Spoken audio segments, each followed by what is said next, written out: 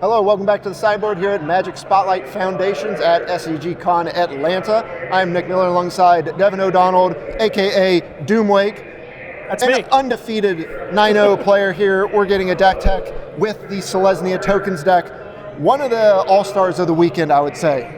Yeah, I mean, I didn't really think that there was going to be a lot of people playing it coming in, but I got a chance to look at the metagame breakdown, and there was actually a decent amount of people that brought it, more than I thought there was going to be. Yeah, the late stage storm of this deck and the Pixie deck really kind of shifted the meta almost over a couple of day period.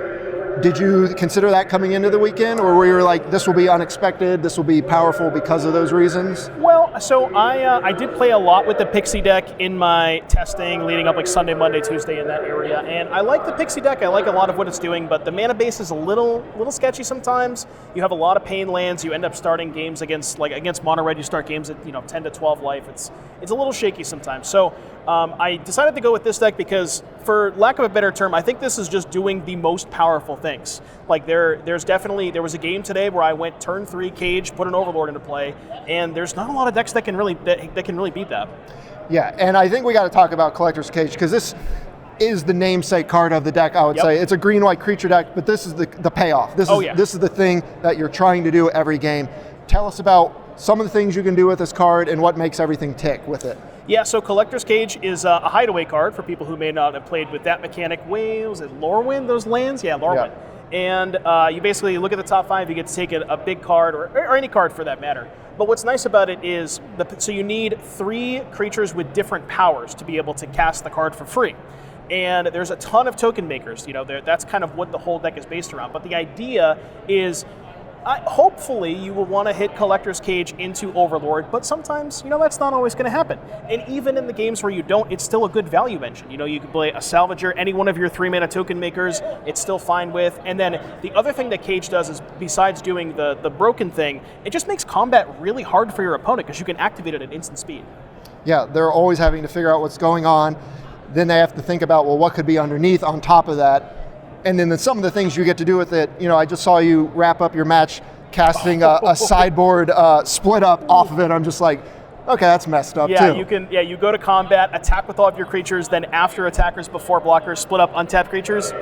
Yeah. We'll go card by card with your 1-drops. You got Llanowar Elves as a green deck, pretty much par for the course there. But Popatch Recruit, another strong 1-drop in green here, and this is another deck that takes advantage of it. Oh yeah. Yeah, so Popatch is awesome because it's flexible, right? You can play it on turn 1. You can, if you have extra mana, you can offspring it later on in the game. It's really good against the decks that have a ton of interactive spells because they really want to, interact with your creatures. And when they're interacting with your creatures, especially if you have 2 of them, if you offspring it, that's 2 counters on every time they go to target one of your creatures. And it just lets you spread power around because you need 3 different powers for Cage. Yep. So it does a good job of that. Yeah, not only enabling Cage, but also just letting you beat down because you're getting so much power off of that. Yes. We've got the Salvager here, bonus sheet all-star. Blade Splicer. Yeah. Shout out. We've got the Sanguine Evangelist and Toby. Talk about your 3-drop suite. All right, first of all, shout out. I got the Scars of Beard and Golem tokens for actual Blade Splicer. So Sanguine, the 3-drops that we're talking about, there's only 1 Toby, there's 4 Sanguine Evangelist, 4 Sandstorm, because Sanguine and Sandstorm are much more powerful, and the reason for that is because they both kind of have a unique ability where the Salvager can put counters on all of your tokens, and the Sanguine Evangelist Battle Cry, right? So these are both very good at 3-mana enablers for Cage, but also they allow you to just kind of turn the corner pretty quickly, even in the games where you don't have Cage. Because you make so many tokens, having more Anthems in your deck just allows you to play a little bit more aggressively in the games where you're not doing the broken Cage stuff. Yeah, it's nice to have a backup plan that is a solid aggro plan when you don't get to do that. You got a couple removal spells between Get Lost and Sheltered by Ghosts. I feel like every white deck plays these cards. You just need clean answers to everything. Yeah, I waffled a little bit on Get Lost versus Sheltered, or Get Lost versus Soul Partition was the other one that I was thinking about. Soul Partition being exile anything, they can play it for 2 additional mana. I decided to go with Get Lost, which to be honest with you, they're both kind of bad. It's just sort of the lesser of two evils, rather, because you need to kill big stuff. You need to be able to kill Shieldred, Preacher of the Schism, high toughness creatures, because again, you're making a lot of 3/3s. We can't be having that. We can't attack through 2/4s and 4/5s. And then Sheltered by Ghosts just like lights out against mono red. You got to play that card if you're playing white. Overlord, as you called out, just the ideal thing to get on the cage, but also just in your token deck, not a bad thing to just have a 2-for-1 and then another creature down the line. Yes. Yeah, exactly. Overlord. So the really, like, the thing that I enjoy the most about this deck is Overlord is the payoff, right? You want to put this under a cage, you can cast it, you get the 6/6, and you get the 2/1s. But what's so good about Overlord is it's not only the best payoff, but it's also the best enabler, because you're 4 mana for 2/2/1 flyers. It's not even that bad of a rate, and the 2/1 flyers help enable the cage. So it just kind of all works together in this perfect harmony. There was a lot of talk on Twitter about cheating in an Obstinate Baloth due to the rise in this Pixie deck. You were the one player on camera this weekend that got to do it, but of course you were doing it with Wileaf Liege. Yep. Is this literally only because that deck's popular, or is there other applications? Okay, hear me out. So yes, the Pixie deck, all over the place. They're playing 4 Hopeless Nightmares. So Hopeless Nightmare, you discard a card. You obviously Wileaf Liege. If you have it, it's the nuts. But the other thing that you have to realize is that, again, this deck, we're playing tokens, right? There's a ton of creatures that make a ton of different bodies, and Wileaf Liege just being a 4-mana 4/4 Anthem is not that bad. And if you put it under a Collector's Cage, instant speed, 4/4 pump your team, that makes, again, just you make blocking impossible for your opponent. So it is mostly there for Pixie, but it's just kind of a good card. Yeah, and a couple of lands that are good. Your creature land, and you have Mirx in here. So even a little utility out of your mana base. Yeah, so there's only one Mirx in the deck.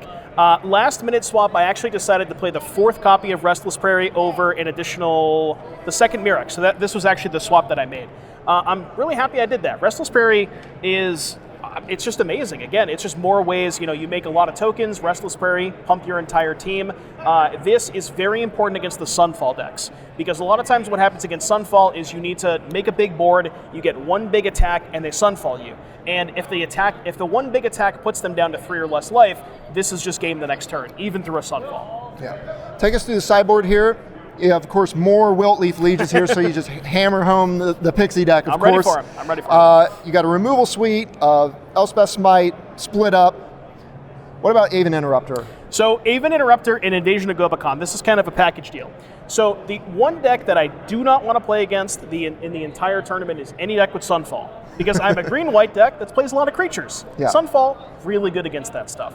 So we have 3 Invasion of Gobakhan and 3 Aven Interrupter. I decided to go with the split. I actually kind of wish I had played 4 Invasion and 2 Aven Interrupter, to be honest with you. But the idea is that Invasion can take their Sunfall to make it cost 2 more mana, and then Aven Interrupter is kind of a tempo play where the turn they play Sunfall, if you hold up the Interrupter, you get the Sunfall. So these are kind of like, this is your domain package. Funny story about these Wileaf Lieges. So I played against Pixie 3 times. They did come in all 3 of those matches, but all 3 times my opponents showed me after the match they boarded out the Nightmares. So I'm sitting here. Fear. Now, folks at home might think that that's bad, right? You have Wileaf Liege as a dead card if they don't have Nightmare. But that's the thing. That's the beauty of this card. It's still just a 4-mana 4/4 that bumps your team. So even in the games where they don't have Nightmare, it's still not that bad. Yeah, sometimes a 4/4 is just big enough. Right. What about the other cards over here? A couple more. Another Sheltered by Ghosts, Destroy Evil, and I can't see the ultimate Thrun art. Breaker of Silence.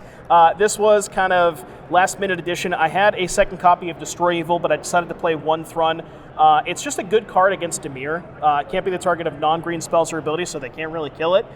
It's indestructible on your turns. They can't even trade for it with Shieldred or Preacher. So that was kind of what that was there for mostly. It's also okay against the domain decks.